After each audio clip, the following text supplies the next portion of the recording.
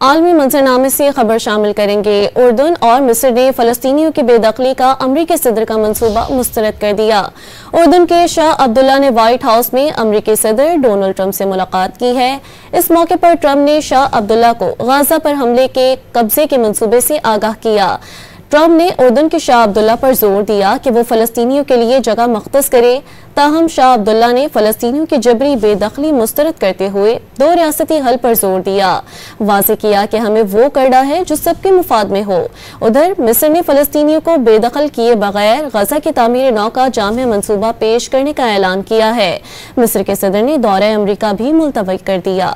उर्दन के शाह अब्दुल्ला ने white house में अमरीकी सदर डोनाल्ड ट्रंप से मुलाकात की है।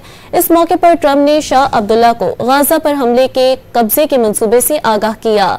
ट्रंप ने उर्दन के शाह अब्दुल्ला पर जोर दिया कि वो फ़लस्तीनियों के लिए जगह मख्तस करे।